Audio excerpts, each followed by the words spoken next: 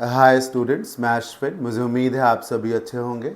100+ most important proverbs जो कि SSC और बाकी एग्ज़ाम्स में बार बार पूछी जाती रही हैं, ये इस सीरीज़ का लेक्चर नंबर 5 है।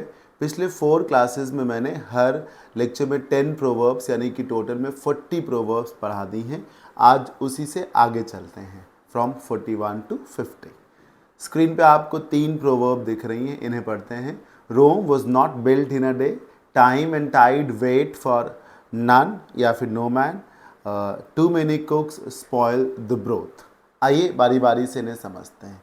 जब हम पहली फ्रेज या पहली proverb Rome was not built in a day को समझते हैं, तो इसका मीनिंग है कि कोई भी बड़ा काम एक दिन में नहीं हो जाता। Rome is the name of a city, you know, और रोम दुनिया के सबसे पुराने और सबसे मॉडर्न सिटीज़ में से एक है। तो रोम बहुत शानदार शहर है और बहुत बड़ा शहर है, बहुत वेल डेवलप्ड शहर है। तो एक अच्छी चीज़ को, बड़ी चीज़ को करने में समय लगता है। जब आपके टारगेट्स बड़े हों तो फिर आप यूँ ना समझें कि ओवरनाइट आप उन टारगेट्स को अचीव कर लेंगे, आपको समय लगेगा, right. Important works take time to complete. जो बड़े काम हैं उन कामों को होने में समय लगता है, बड़े कामों को होने में समय लगता है। Important work takes time to complete. For example, you cannot expect her to finish such a complex project in a week. इतना बड़ा प्रोजेक्ट है और आप कह रहे हैं कि वो एक हफ्ते में कंप्लीट हो जाए। It's impossible. You have to understand that Rome was not built in a day, है ना। चीज़ों के होने में समय लगता है, बड़ी चीज़ों के होने में ज़्यादा समय लगता है, इस बात का ध्यान रखना चाहिए। Time and tide wait for none. ज़्यादातर यहाँ पर नो मैन नहीं आता, NONE, नन आता है। Time and tide wait for none. कई बार ये जो पर्टिकुलर प्रोवर्ब है इसमें वर्ब की एरर भी पूछी जाती। ये जो आप वेट देख रहे हैं, कभी कभी यहाँ वेट्स लिख दिया जाता है। तो इस बात का ध्यान रखें कि टाइम एंड टाइड ये सब्जेक्ट है, पर ये आइडेंटिकल नाउंस नहीं है। आइडेंटिकल नाउंस का मतलब है जैसे लॉ एंड ऑर्डर। अब लॉ है, ऑर्डर है, बीच में एंड है, बट ये प्लूरल नहीं है, सिंगुलर है, ठीक। क्योंकि लॉ एंड ऑर्डर का एक सिंगल मीनिंग है कानून व्यवस्था। जैसे ब्रेड एंड बटर, तो ब्रेड है और बटर है, पर इसका जो मीनिंग है वो ये नहीं कि ब्रेड और बटर, इसका मीनिंग है रोजी रोटी। तो आइडेंटिकल नाउन वो है। टाइम एंड टाइड का एक कलेक्टिव मीनिंग नहीं है, इसका मीनिंग अलग अलग है। समय और लहर, समय और लहर, तो ये प्लूरल ही है। इसलिए इस बात का ध्यान रखें कि वेट होगा, वेट्स नहीं होगा, ठीक। Time and tide wait for none का मतलब है कि समय और लहर किसी का इंतज़ार नहीं करते। इसका मतलब है कि आपको ऑन टाइम होना चाहिए, प्रॉम्प्ट होना चाहिए, फास्ट होना चाहिए, एक्टिव होना चाहिए। क्योंकि अगर आपने लेट किया तो फिर चीज़ें आपके हाथ से निकल जाएंगी। आपको चीज़ों को प्रोक्रास्टिनेट या उनके उनके इम्प्लीमेंटेशन में ज़रूरत से ज़्यादा डिले नहीं करना चाहिए। You have to be on time, you need to be prompt. You have no control over the passage of time, ये इसका मीनिंग है। इट विल कीप स्लिपिंग, समय गुजरता ही रहेगा। So don't procrastinate, don't delay things, चीज़ों को टाले ना, कल पे परसों पे खिसकाए ना। Remember, time and tide wait for none. समय चलता ही रहेगा, पानी बहता ही रहेगा। आप भले रुके रहें तो आप भी रुके ना, आप भी चलते रहें, चीज़ों को समय पर करते रहें। We need to hurry up or else will miss the flight. हमको जल्दी करनी होगी वरना फ्लाइट छूट जाएगी।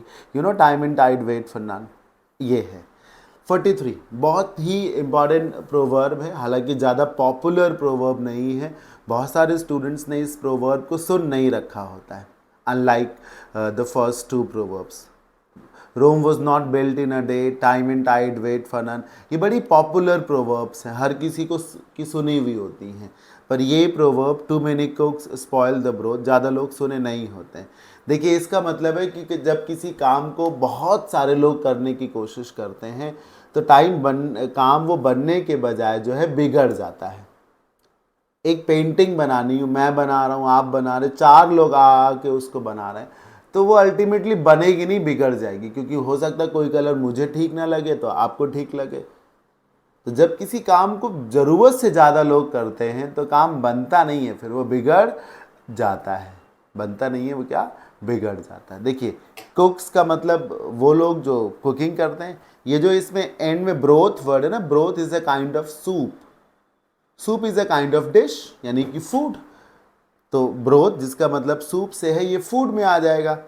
तो अगर किसी फूड को ज़रूरत से ज़्यादा संख्या में कुक्स बनाएंगे तो बनेगा नहीं, बल्कि वो स्पॉयल हो जाएगा, right. When too many people work together on a project, the result is inferior sometimes. Too many, ज़रूरत से ज़्यादा लोग जब किसी काम को करते हैं तो कई बार जो रिजल्ट है वो अच्छा होने के बजाय बेकार सा आता है। This proposal has received feedback from too many parliamentary committees, and that is probably the reason why it lacks clear actionable. मतलब इस प्रपोजल को तमाम पार्लियामेंट्री कमिटीज़ की तरफ से फीडबैक मिला है, तभी ये प्रोजेक्ट रुका हुआ, इस पे कुछ खास काम नहीं हो पाया। I have no doubt that too many cooks spoil the broth. ठीक, तो याद रखें ये तीनों प्रोवर्ब्स बहुत इंपॉर्टेंट हैं। आगे बढ़ते हैं। Don't throw the baby out with the bath water, beauty is only skin deep, and hope for the best and prepare for the worst. 44, don't throw the baby out with the bath water. इसका मतलब है कि जब आप खराब चीज़ों का निदान कर रहे हो तो उसी के साथ अच्छी चीज़ों को भी ना फेंक दें। जैसे घर में खाना बनाने से पहले महिलाएं जब चावल धुलती हैं, दाल धुलती हैं, तो वो उसके वेस्ट वाटर को फेंक देती हैं। तो क्या दाल या चावल के दाने भी फेंक देती? नहीं ना, यही है। तो जब आप बेकार की चीज़ों को डिस्चार्ज कर रहे हो, हाँ, उन्हें एलिमिनेट कर रहे हो, फेंक रहे हो, तो उसके साथ अच्छी चीज़ों को ना फेंक दें। ये बिल्कुल वैसे है कि बाथ वाटर, बाथ टब है, उसमें पानी भरा, उसमें बच्चे को बैठा के नहलाया गया, तो नहलाने की वजह से वो पानी गंदा हो गया, तब उस पानी को फेंकना है ना, तो पानी को फेंकिए। ऐसा ना हो कि पानी के साथ साथ बेबी को भी फेंक दीजिए। ठीक, पानी बेकार चीज़ है, बेबी नहीं ना। तो ये याद रखें कि जब आप ऐसी चीज़ों को डिस्पोज कर रहे हो that are of no use for you, तो सिर्फ उन्हीं को डिस्पोज करें जो आपके काम की अब नहीं, उनको नहीं जो काम की भी हैं। Be careful to not throw away good things with bad while cleaning. इस बात का ध्यान रखें कि जब आप साफ सफाई कर रहे हो तो बेकार ही की चीज़ों को फेंकें, उन्हीं के साथ साथ अच्छी चीज़ों को भी ना फेंक दें, right. Example, she deleted some very useful files along with the useless ones while cleaning her computer। होता है कई बार कंप्यूटर को क्लीन करते समय, अपने फ़ोन्स को क्लीन करते समय, कई बार हम बहुत सारी फ़ोटोज़ को, वीडियोज़ को, ऑडियोज़ को जब डिलीट कर रहे होते तो उसी बीच में काम की फ़ोटोज़, वीडियोज़, ऑडियोज़ भी डिलीट हो जाते हैं अनइंटेंशनली, जानबूझ के नहीं कभी कभी, लेकिन हो जाता है ना। तो कहा जाता है be careful, don't throw the baby out with the bath water, I advised her to be careful. Beauty is only skin deep. इसका मतलब है कि सुंदरता तो मन के अंदर है ना, स्किन के अंदर है, ओनली स्किन डीप, अंदर जो स्किन है, मतलब स्किन के भीतर है सुंदरता। सुंदरता बाहर नहीं है जो दिखती है, वास्तविक सुंदरता तो मन में है ना, शरीर के अंदर है। So real beauty lies in real character जिसको कहते हैं। तो सुंदरता तो व्यक्ति, एक होता है ना कि सुंदरता देखने वाले की आंखों में है, उसको कहते हैं beauty lies in the eyes of the beholder. और यहाँ है कि सुंदरता तो अंदर है, मन के अंदर होती है, बाहर नहीं, मन के अंदर। सो नेवर जज एनी वन बाई अपीयरेंस। किसी भी व्यक्ति को उसकी शक्ल सूरत से, पहनावे से, उसके अपीयरेंस से जज मत करिए। A good looking women may not necessarily be good by character. या हो सकता है एक बंदा जो ठीक ना दिख रहा हो बाहर से, लेकिन अंदर से वो अच्छा भी हो सकता है, हो सकता है। ज़रूरी नहीं कि ये नेगेटिव तरीके से ही ले, ये नेगेटिव पॉजिटिव कैसे भी हो सकता है। इसको ऐसे कहा जा सकता है कि कोई व्यक्ति सामने से बहुत सुंदर दिखा पर अंदर से वो ख़राब है, तो आप कहते हैं beauty is only skin deep. ठीक, या कोई व्यक्ति सामने से अच्छा नहीं दिखता पर अंदर से बड़ा अच्छा है, ये कहते हुए कि beauty is only skin deep. Example, my daughter in law is very beautiful but very cunning.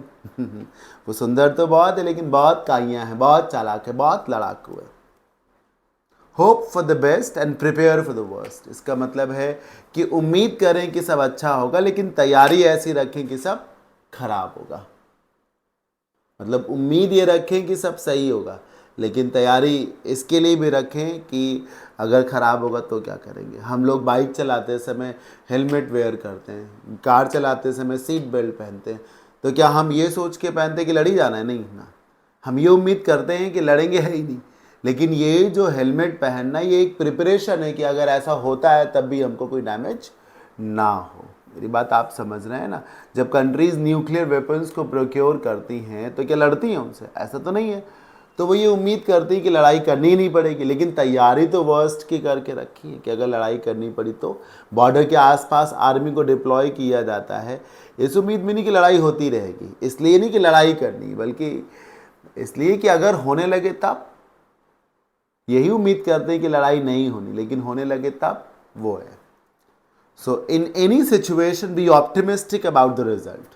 किसी भी सिचुएशन में रिजल्ट को लेकर सकारात्मक रहें, ऑप्टिमिस्टिक रहें, but always be ready for the worst outcome. लेकिन तैयार हमेशा वर्स्ट आउटकम के लिए भी रहें, तैयार हमेशा इन चीज़ों के लिए भी रहें कि अगर बहुत ख़राब होंगी तब क्या करेंगे। वर्स्ट आउटकम के लिए भी तैयार रहें, ठीक है। आउटकम का मतलब है नतीजा। We are going on vacation next week. It is suppose to rain a lot, so we are bringing our umbrellas and a bunch of board games. हम वकेशन पे जा रहे हैं अगले हफ्ते और ये लग रहा है बारिश होगी, इसलिए हम जो है अम्ब्रेला साथ में लेके जा रहे हैं। This is what we are prepared for the worst.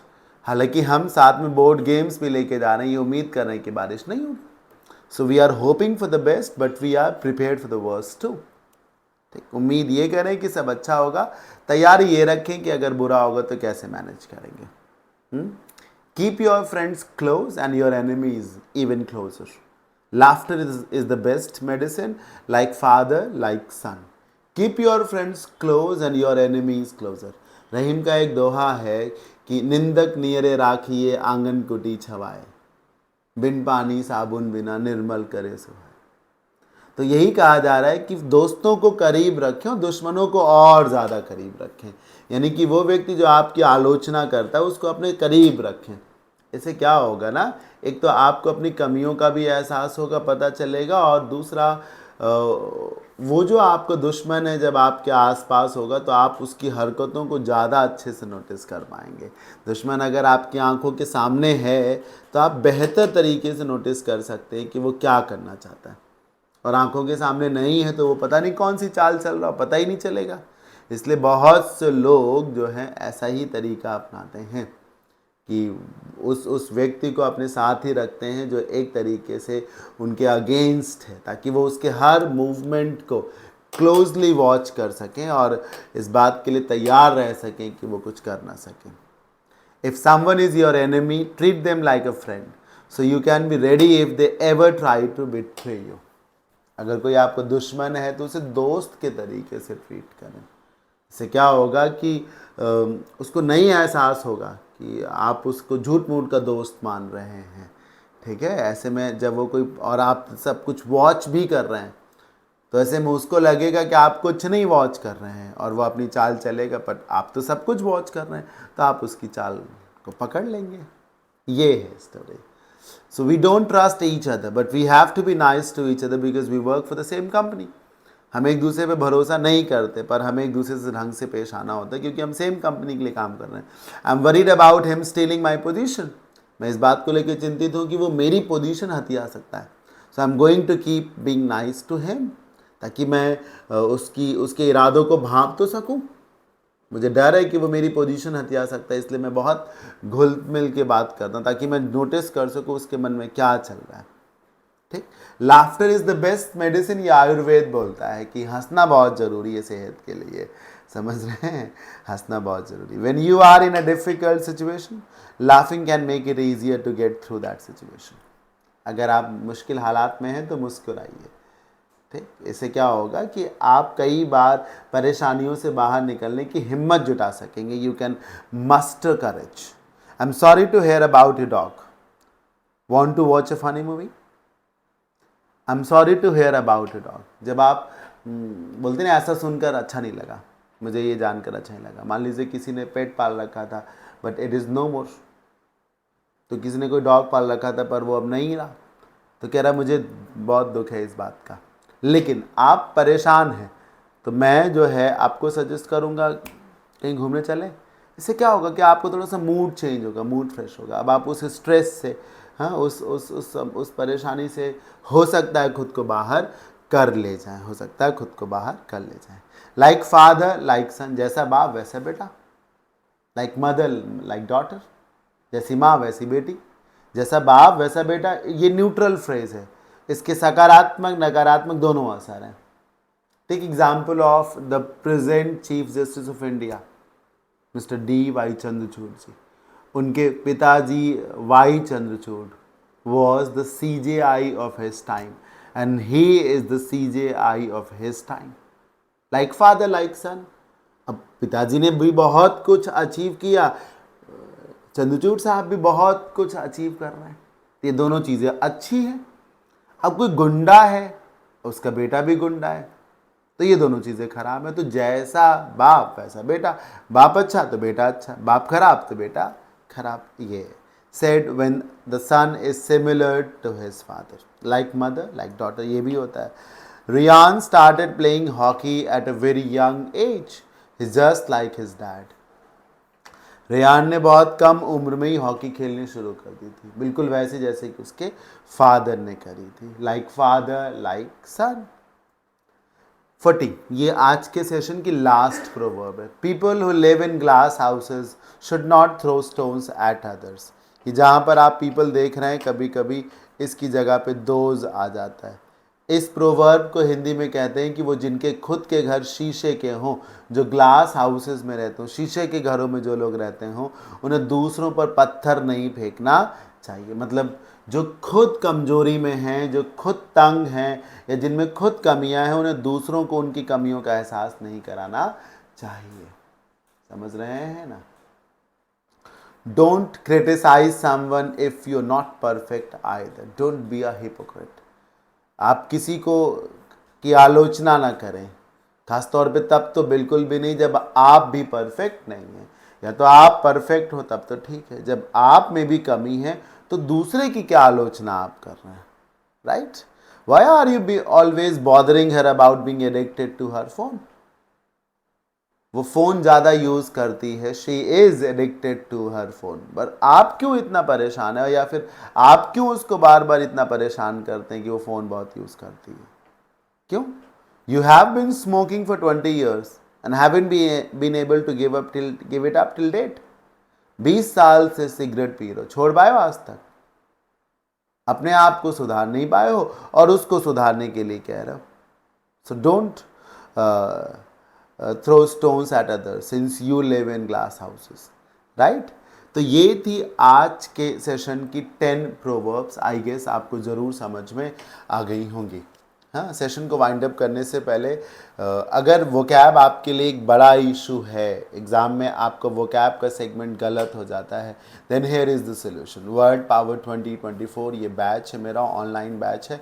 इसमें synonyms, antonyms, idioms, phrasal verbs, proverbs, one words, roots, confusing words, सब कुछ A to Z जो वोकैब का है सब कुछ है। वो भी कम कम नहीं, बहुत सारे लगभग जो है ये 150 प्लस आवर्स का कोर्स है। 150 घंटे से भी ज़्यादा का टोटल कोर्स है विद लाइफ टाइम वैलिडिटी। ठीक है, ये हर एग्ज़ाम, हर वनडे एग्ज़ाम के लिए ये हेल्पफुल है। फिर चाहे आपको एसएससी का कोई भी एग्ज़ाम देना हो, सीपीओ देना हो, सीजीएल मेंस देना हो, एमटीएस देना हो, सीएचएसएल देना हो, एनडीए देना हो, सीडीएस देना हो, एफ कैट देना हो, कोई भी एग्ज़ाम देना हो, वोकैब का एक पैनिशिया बैच है, ये एक ऑल इन वन बैच है, सब कुछ इसमें मिलेगा आपको। ठीक, और फ़ी है जस्ट 499।